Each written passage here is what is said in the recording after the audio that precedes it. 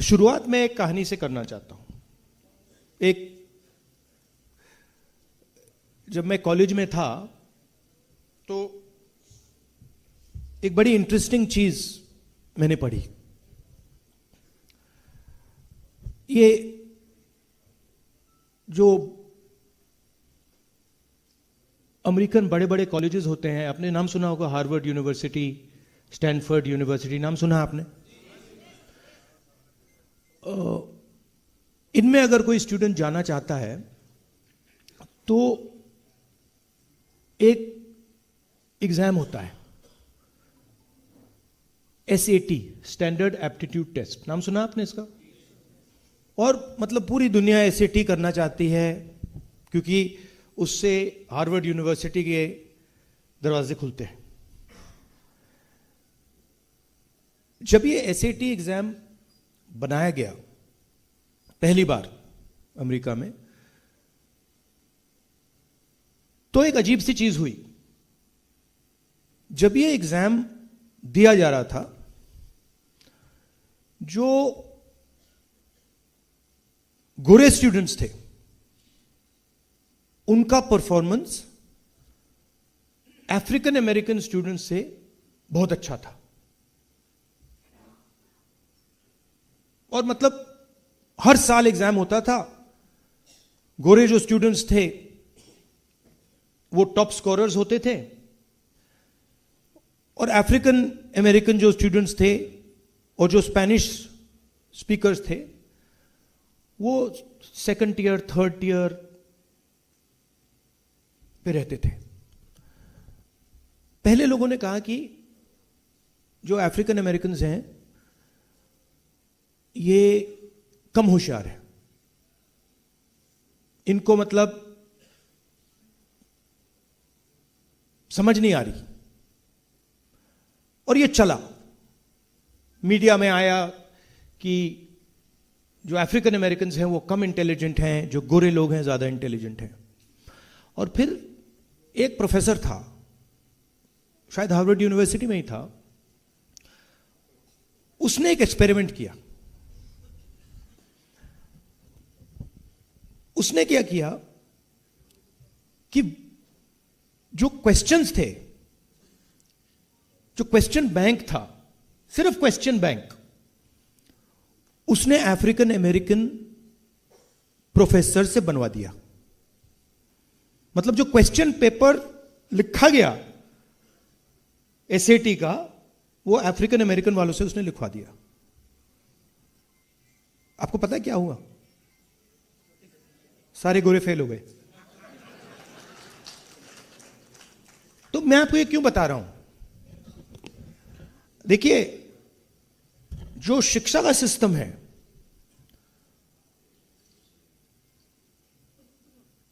वो एक्चुअली दो चीज है। एक वो लोगों को, जैसे हमारे प्रोफेसर साहब हिस्ट्री सिखाता है, बायोलॉजी सिखाता है, ज्योग्राफी, इंजीनियरिंग, ये सब, मगर दूसरा वो हथियार भी है।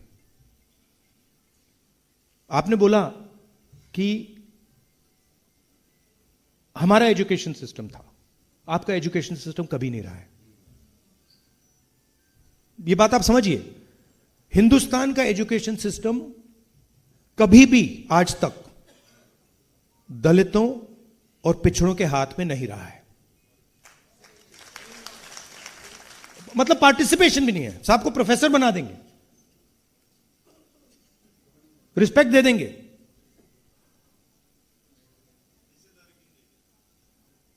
नहीं, आपका कल्चर कहां है उसमें?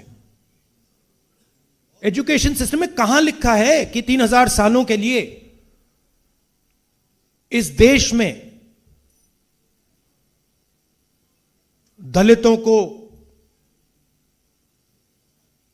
अछूत कहा गया? एक लाइन लिखी है, मैंने पढ़ी थी, मैं जब स्कूल में था, एक लाइन थी वहां पे, अनटचेबिलिटी, एक लाइन। अगर आपका सिस्टम होता, 15-20 किताबें होती उस पे।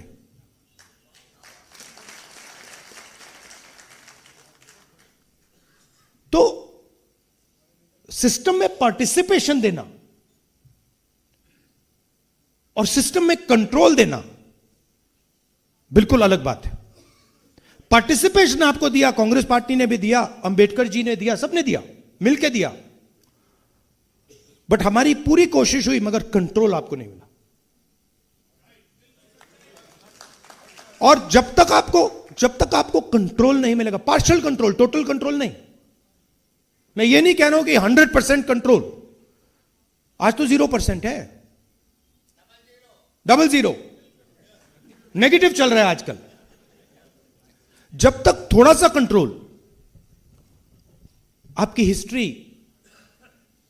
आपका कल्चर, आपके जीने का तरीका, आपके आइडियाज, आप बोल रहे हो कि आपने राहुल गांधी का नाम लिया, फिर उसके बाद आपने अंबेडकर जी का नाम लिया, गांधी जी का नाम लिया। कुछ दिन पहले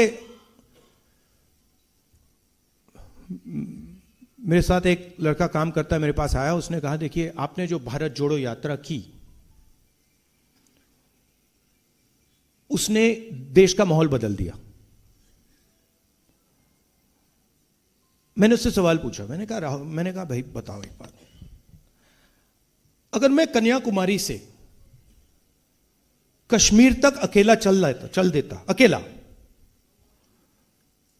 तो माहौल बदल जाता क्या? तो आप कैसे कह सकते हो कि मैं कन्याकुमारी से कश्मीर चला और मैंने माहौल बदला? मैंने माहौल नहीं बदला, माहौल लाखों लोग जो चले थे उन्होंने बदला है।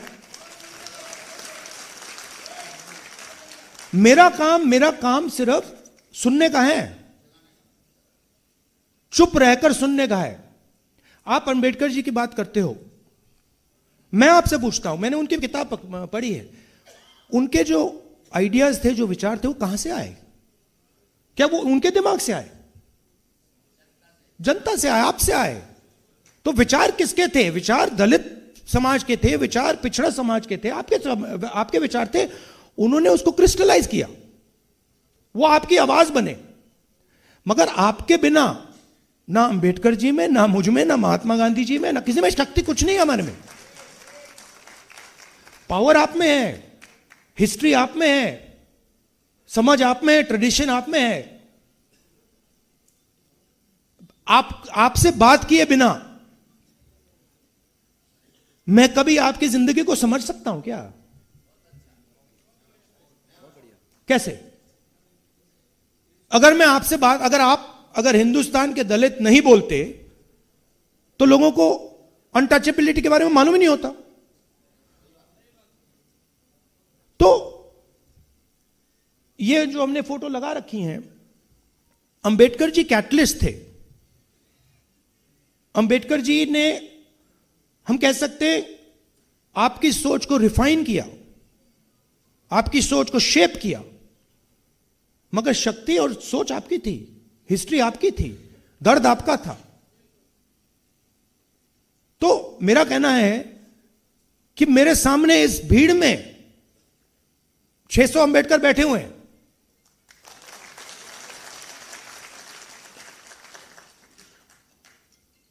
रियलिटी है, क्योंकि आइडियाज आपसे निकले थे, सोच आपसे आई है।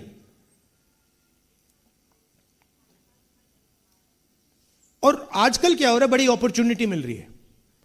लोग डिप्रेशन में चले जाते हैं, उदास हो जाते हैं। एक्चुअली ये दलित इमेंसिपेशन, पिछड़ों के इमेंसिपेशन का नया फेज है, ये शुरू हो रहा है। क्योंकि अब हमने बात एक्सेप्ट कर ली है कि जो पिछला फेज था, जिसके बारे में आपने बात की, वो खत्म हो गया है। उसमें अब दलितों के लिए, पिछड़ों के लिए अपॉर्चुनिटी है ही नहीं, रास्ता बंद है। और हम कितनी भी कोशिश करें, इस स्ट्रक्चर में हमारी प्रॉब्लम सॉल्व नहीं होने वाली है। ये स्ट्रक्चर अब बीजेपी ने, आरएसएस ने टोटली कैप्चर कर दिया है। आप मुझे बताओ, मेन स्ट्रीम मीडिया को देखते हैं, आप यहां दलित इन्फ्लुएंसर्स हो, आप मुझे नाम बताओ। टॉक शोज होते हैं, मैं तो देखता भी नहीं हूं, टॉक शोज होते हैं, आप मुझे एंकर्स में एक दलित नाम बता दो।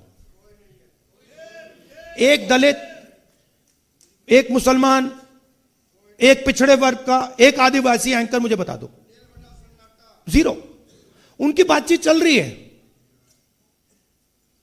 पूरा फ्रेमवर्क चल रहा है उनका, बट 90% में से कोई है ही नहीं उसमें। कॉर्पोरेट इंडिया की बात करते हैं, आप लोग जीएसटी देते हो, आप जितनी जीएसटी आप देते हो उतनी अदानी देता है। प्रोफेसर साहब ने कहा कि मैं जैकेट पहना हूं, अगर यही जैकेट अदानी खरीदता तो जितनी जीएसटी आपने दी उतनी वही देता।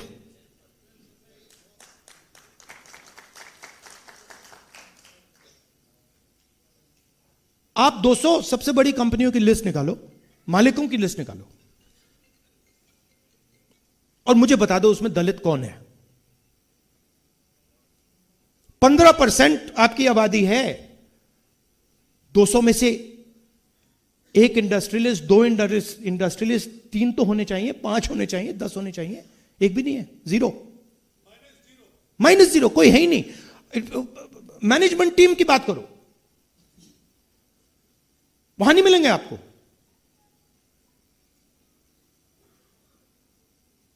प्राइवेट अस्पतालों को देखो, उनके मालिकों की लिस्ट निकालो, वहां नहीं मिलेंगे। पिछड़े नहीं मिलेंगे, दलित नहीं मिलेंगे, आदिवासी नहीं मिलेंगे, माइनॉरिटी नहीं मिलेंगे,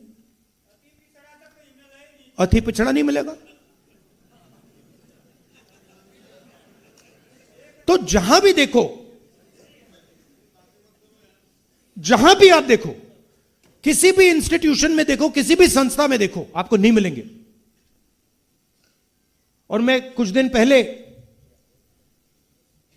एम्स का वहां फ्लाईओवर के नीचे गया, रात के टाइम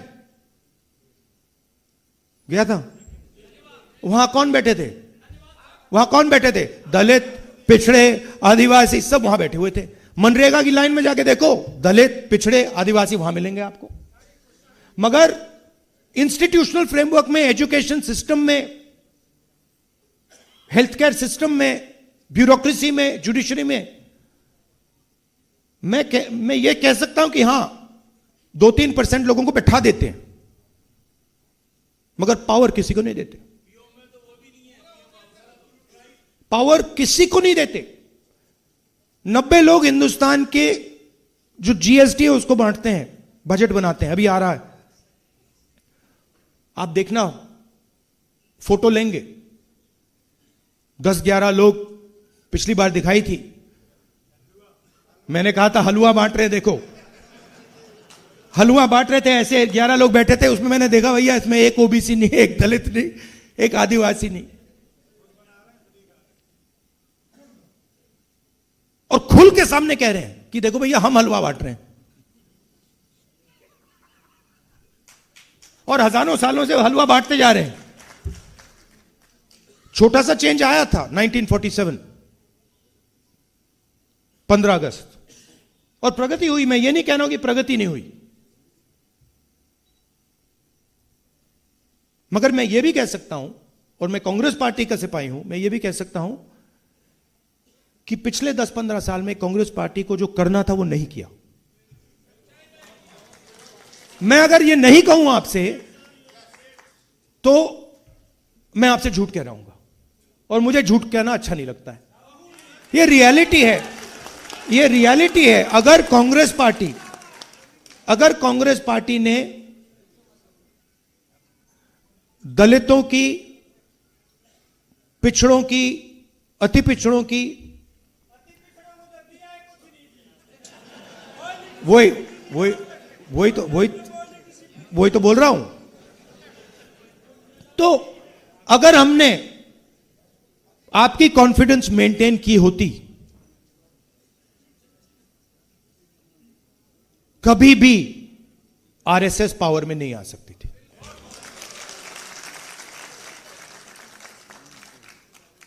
मैं यह कह सकता हूं कि जो आपने बात बोली,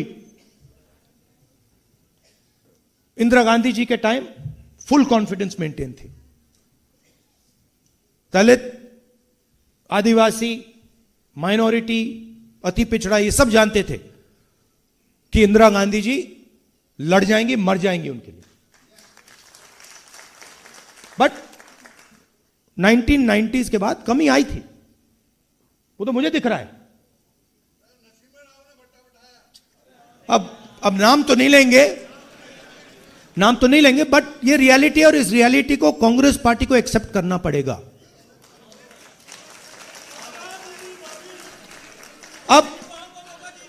अब इसका मतलब क्या है?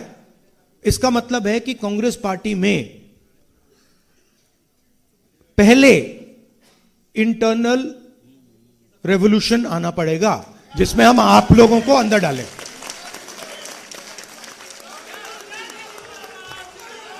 और वो और मैं आपको एक और बात बता देता हूं। देखिए, एक और बात बता देता हूं आपको।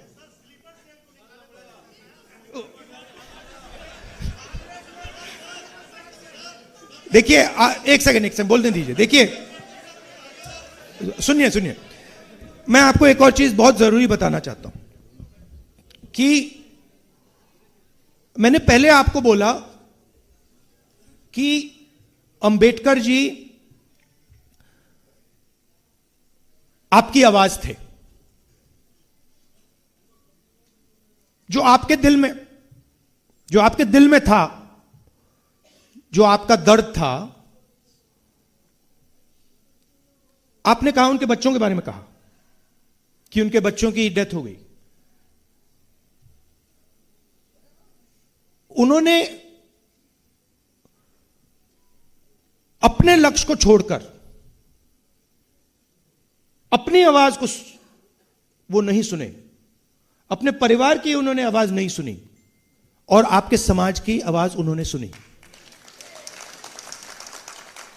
इसलिए यहां हमने फोटो लगा रखी।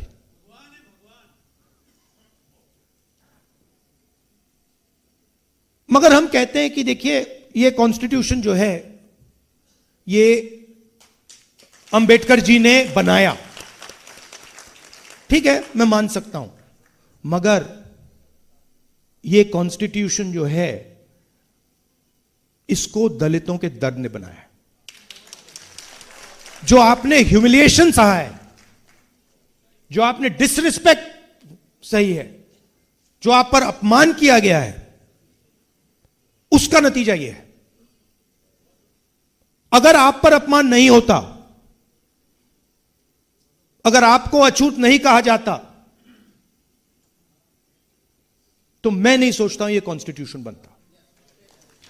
तो मैं उस परिवार से हूं जिसने इसको बनाने के लिए भी सैक्रिफाइस किया है। तो मैं इन बातों को समझता हूं, थोड़ा सा, पूरी तरह नहीं, थोड़ा सा समझता हूं। भाई नहीं, डिस्टर्ब मत कीजिए बार बार आप, प्लीज। पूरी तरीके से तो सिर्फ मोदी जी समझते हैं चीजों को। तो इसमें आपका दर्द है, आपका ह्यूमिलिएशन है, आपकी हिस्ट्री है, इसके अंदर है। इसका मतलब यह है कि यह मेरे लिए पवित्र चीज है। और मैं जानता हूं, ये कितना भी बोल लें ये आरएसएस वाले, मैं जानता हूं कि इस देश का जो फाउंडेशन है, जो इस देश की नींव है, वो आप लोग हो।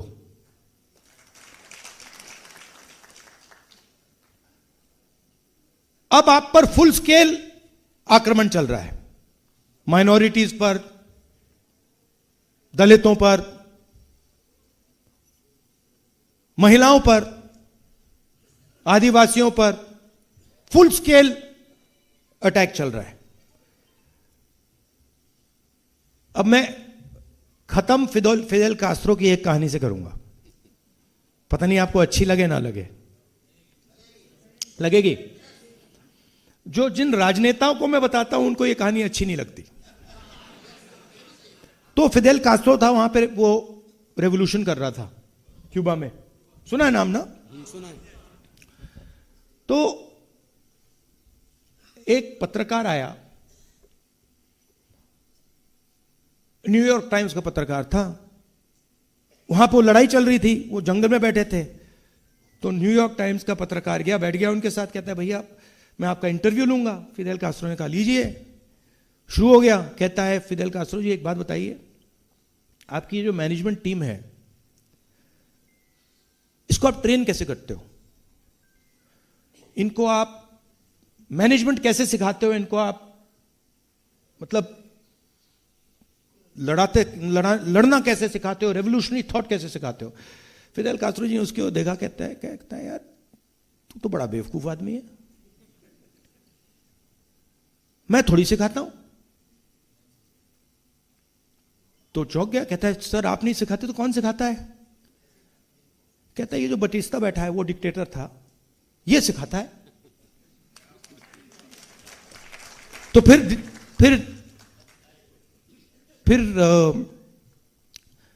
जर्नलिस्ट ने पूछा सर आप क्या बात बोल रहे हो? आप बोल रहे हो कि क्यूबा का जो डिक्टेटर है जिससे आप लड़ रहे हो वो आपकी मैनेजमेंट टीम को सिखाता है? फिदेल कास्ट्रो कहता है हां, मैं क्या करता हूं, मैं लोगों को लड़ाता हूं, आधों को मार देता है, बाकी भग जाते हैं, जो बचते मेरी मैनेजमेंट टीम है। वही काम हो रहा है, वही काम हो रहा है। मोदी जी डरा देता है, भग जाते हैं, ईडी सीबीआई भग जाते हैं। मैं कहता हूं भागो भैया, मुझे नहीं चाहिए, जाओ महल बचाओ, जान बचाओ अपनी, मुझे कोई फर्क नहीं पड़ता, मुझे तो अपनी मैनेजमेंट टीम चाहिए। तो अच्छा जब मैं ये कांग्रेस के राजनेताओं को कहता हूं उनको बात अच्छी नहीं लगती, कहते हैं यार तो मैं ट्रेनिंग थोड़ी देता हूं, हम लोग ट्रेनिंग थोड़ी देते हैं, मोदी जी ट्रेनिंग दे रहे हैं, वो हमारी मदद कर रहे हैं। सफाई कांग्रेस पार्टी की हम नहीं कर सकते, सफाई कांग्रेस पार्टी की मोदी कर सकता है।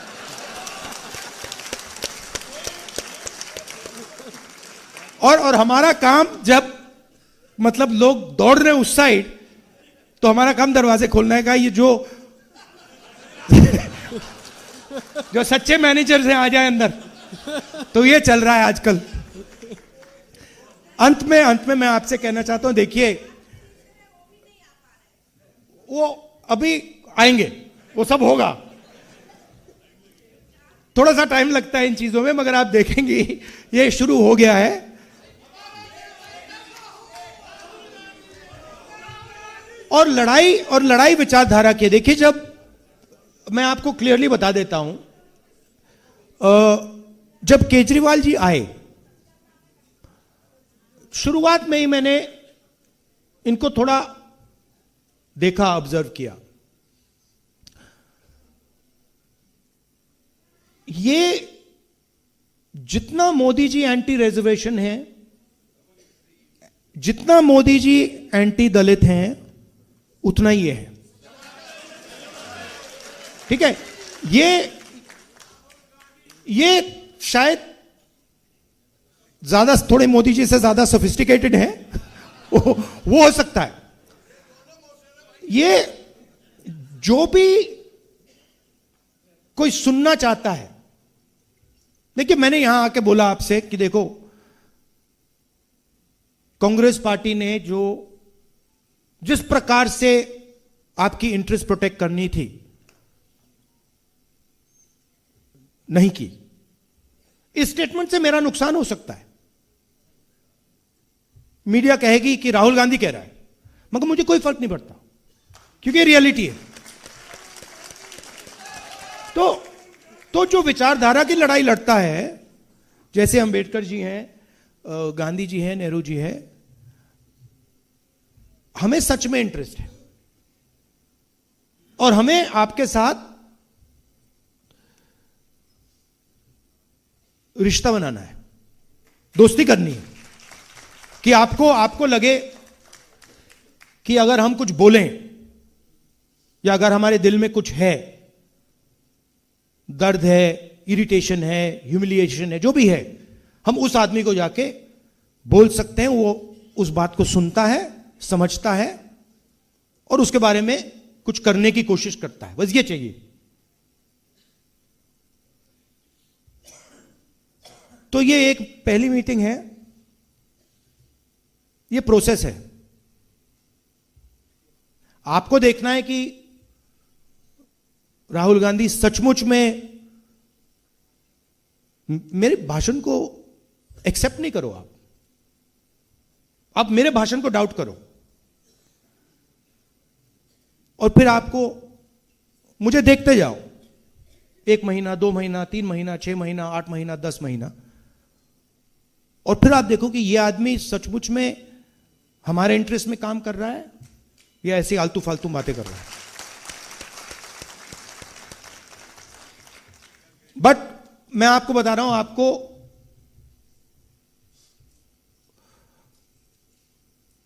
कॉन्फिडेंट रहना चाहिए। ये कुछ नहीं कर सकते हमारा, ये बीजेपी वाले इनकी बस की नहीं है, ये देश को नहीं चला सकते, ये फ्रॉड है, पूरे फ्रॉड है, टोटल फ्रॉड है, ये मैं बता रहा हूं आपको। ये प्रॉब्लम क्या है कि हम लोगों में यूनिटी नहीं है, हम लोग बटे हुए हैं। जिस दिन हम लोग एक हो गए ना, ये भग जाएंगे। मेरा पंजाब में हमारा एक कार्यकर्ता एक दिन मुझसे मिला, कहता है राहुल जी, आप जिस दिन ये कांग्रेस पार्टी की जो ओरिजिनल बेस है, जिस दिन ये एक हो गई ना, ये सब आरएसएस वाले भागेंगे, यहां से भागेंगे, ये रुकेंगे भी नहीं, भाग जाएंगे ये। तो थोड़ा सा यूनिटी पे काम करना है, दूसरे की भी सोचनी है। जैसे आपने बिल्कुल सही बोला, मैंने कहा दलितों का नाम लिया और मैंने गलती की, मैंने अति पिछड़ों का नाम नहीं लिया, लेना था। तो सबको लेकर आगे चलना है।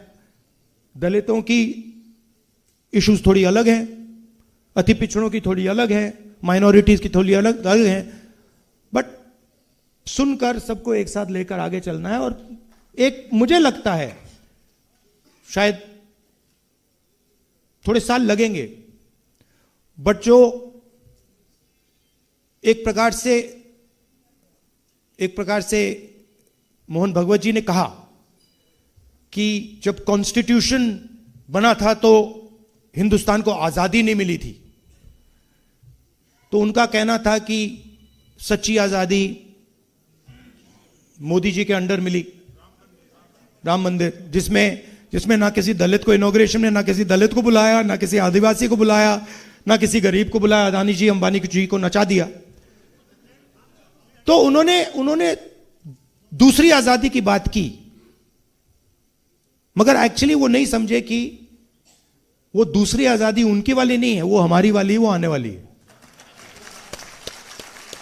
और उसमें मैं आपको आखिरी बात बताता हूं, उसमें हमें सिर्फ रिप्रेजेंटेशन के लिए नहीं लड़ना है। आप लोग सिर्फ रिप्रेजेंटेशन के लिए लड़े थे, पॉलिटिकल रिप्रेजेंटेशन।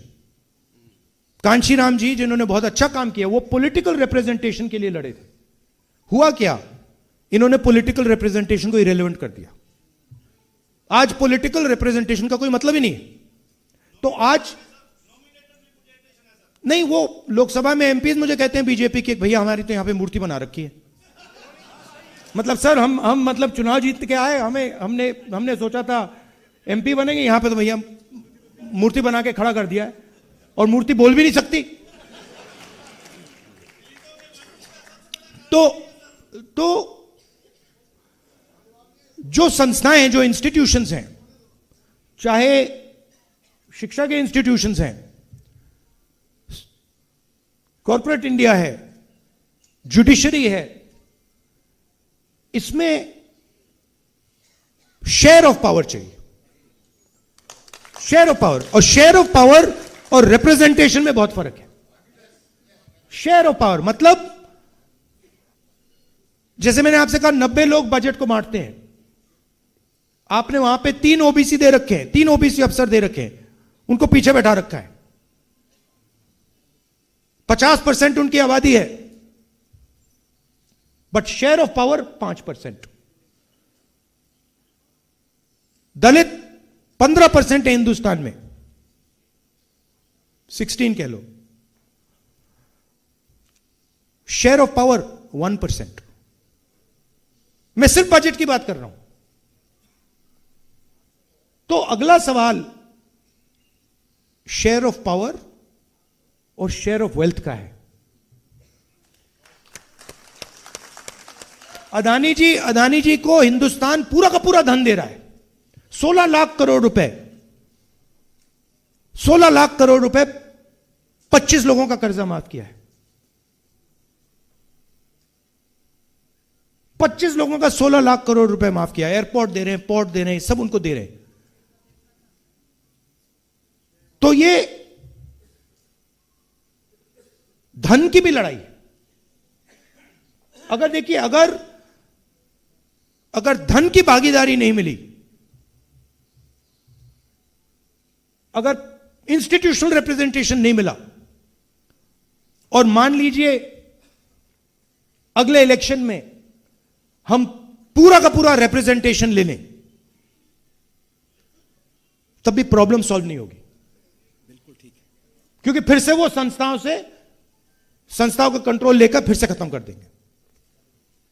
मैंने लिस्ट देखी, आप हिंदू कॉलेज में हैं, किसी ने मुझे आरएसएस की इंटरनल जो लिस्ट है,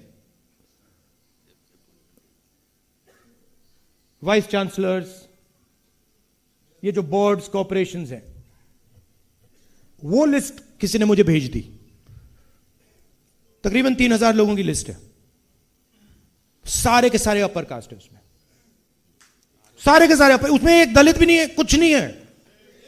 तो क्या किया? आदिवासी राष्ट्रपति बना दी, मगर कोई पावर नहीं दिया। दलित राष्ट्रपति बनाए तो कोई पावर नहीं, सिंबॉलिक, जैसे मंदिर में मूर्ति डालते हैं ना, वैसे ये हो रहा है हिंदुस्तान में। तो लड़ाई क्लियर है। आपने मुझे समय दिया, इतनी अच्छी तरह आपने मेरी बात सुनी।